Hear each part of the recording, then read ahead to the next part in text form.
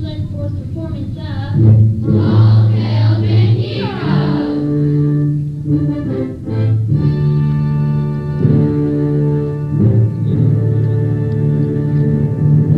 We just want you to know everything we tell you.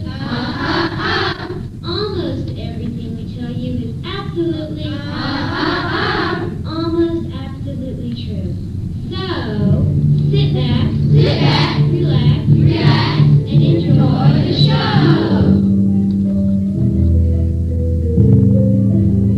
We're gonna tell about the ball some you may find hard to believe, but we hope you recognize these all a kernel of truth to believe.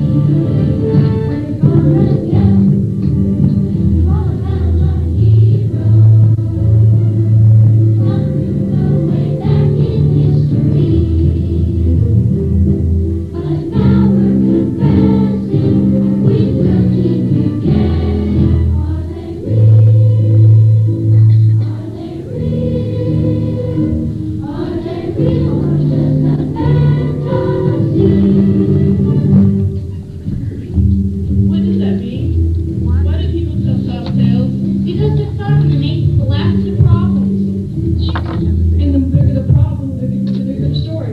Like the weather, people always tell tall tales about the weather.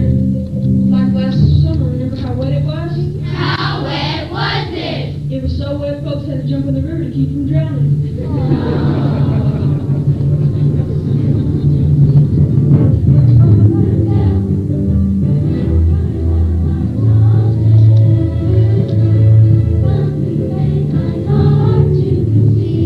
You know that Johnny Appleseed's the skinniest man alive? How skinny was he? He was so skinny he had to stand one place 3 times to make a shadow.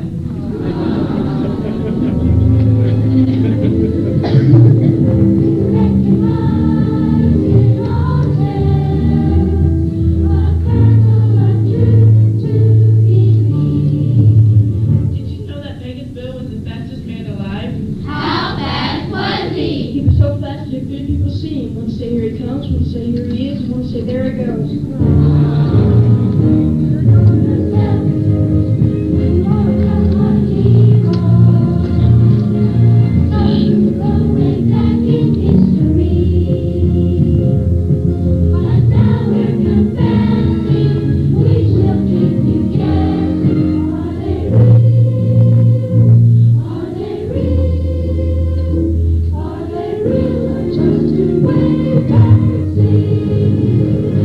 What does that mean? A kernel of truth to believe?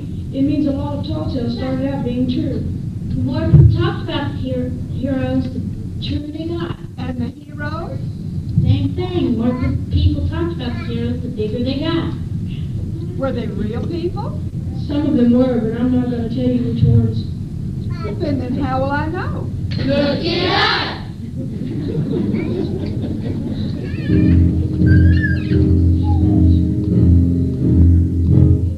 But now we're confessing, we will keep you guessing. Are they real? Are they real?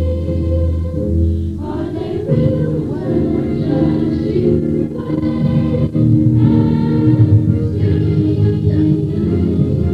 Just you wait and see.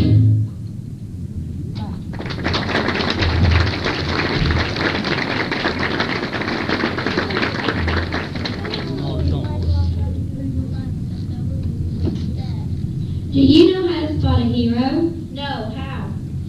They're the ones who solve problems. So if we didn't have problems, we wouldn't have heroes? Yes, but this country's always had plenty of both. Thank goodness! One of our biggest problems was back in 1754. We were starting a new country. And one of our first heroes was getting born. Oh boy, who was he? He was a her. As we were saying, Molly Pitcher and the 13 colonies were born about the same time. Pitcher, that's a funny name. Her real name is Mary Ludwig. But the soldiers nicknamed her Molly. Wait a minute, what soldiers? the soldiers in the American Army. Molly used to carry water to them as they marched by her home. Molly, water, please. Molly, bring your pitcher. Molly, water. Molly, the pitcher. Molly. Pitcher. Molly, pitcher. And that's how she got her name. Is that how she became a hero? No, we're getting to that part. Molly grew up and got married. The 13 colonies grew up and became the United States of America. I'll bet old King George didn't like that. He didn't. So in 1778, we had a little war to settle things. Now that was the hottest summer on record. How hot was it? It was so hot, chickens were laying hard-boiled eggs. What's that got to do with Molly Pitcher? Well, there was a battle going on next to Molly's house. It was during the hottest part of the hottest day of the hottest June anyone could ever remember. And along about 2 o'clock, all of our cannons stopped firing. The gunners were dead or too tired to fire another shot. So Molly rushed to a cannon and kept firing until way after dark. And what happened to the British? They ran away during the night.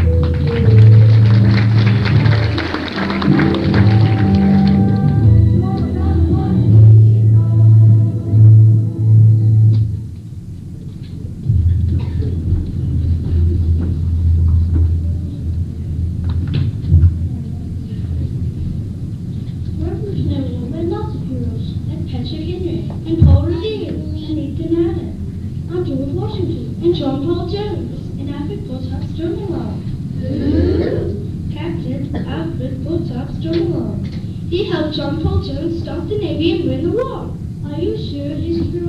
I've never heard of him. Of course we're sure. In fact, we'll tell you a story about him. Once upon a time after John Paul Jones got Stormalong won the war, he left the Navy and built his own ship. Now Captain Stormalong was a really big man, so of course he had a really big ship. How big was it? It was so big it took 2 days walking about to the stern. One time, Captain Stormalong was sailing through the English Channel carrying a cargo of sex. The ship was so big he was afraid it might get stuck. So what did he do? He had the sailors rope sewed all over the sides of the ship. And did they make it through the channel? Yes, but they scraped the sides of the ship against the black cliffs of Dover. Now wait a minute, the cliffs of Dover were white, not black. Well, they're white now. This is because the soap drove off all this. Oh, good grief. Julian, that's why they call the White Cliffs of Dover. Oh, good grief.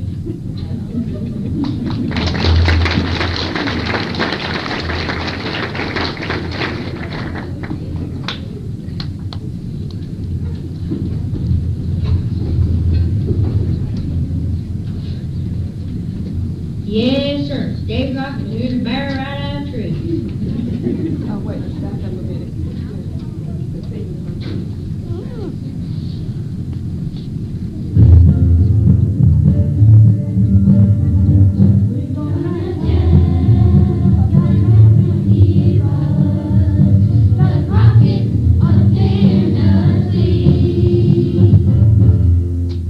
Yes, sir. Dave Crockett threw the barrel right out of the tree. He learned that from his pa.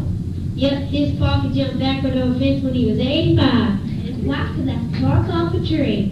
They were rich Norton family, all right. That's because they had a model flea bite. Sure, you're right, and then go ahead. And that's what they always did.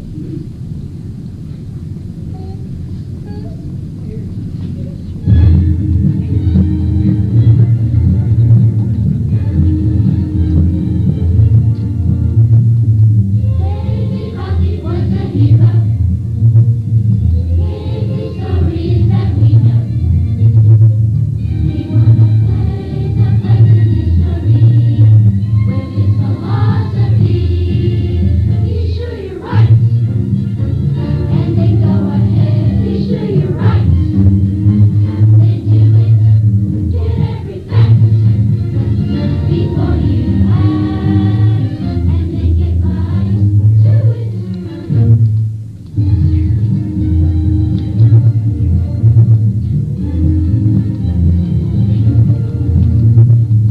Every member of his family was exceptionally handy, and they were heroes, everyone, because they got things done. Be sure you're right, and then go ahead. Be sure you're right, then do it.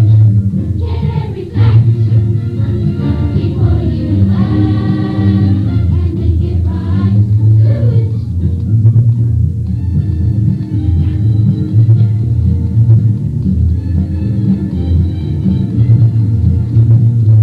When you have to solve a problem, here's a way to get the job done.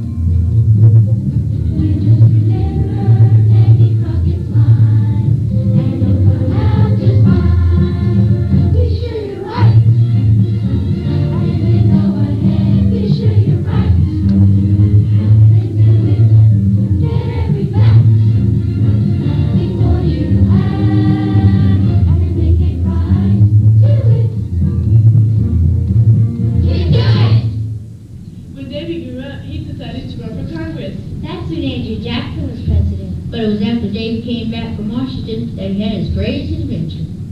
In 1835, there was a comet-headed stray for the United States. It was getting closer every day. Congress made speeches against it. But it kept coming. They even passed laws against it. But it kept coming. They finally had a committee to investigate it. But it kept coming. Time was running out. So President Jackson asked Davy to stop it. What did he do? He went up on the top of Cloud Tower And when the comet came close enough, he grabbed it by its tail Swung it around his head. and sent it flying in the other direction. And saved the United States.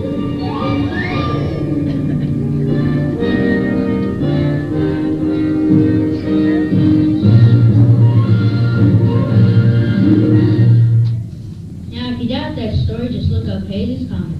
The year was 1835. And you'll see it didn't hit the United States. The part about Davy might not be in there. That's because Davy was so shy about publicity. One more thing, you might try catching a comet. Just remember one thing. Be sure you're right.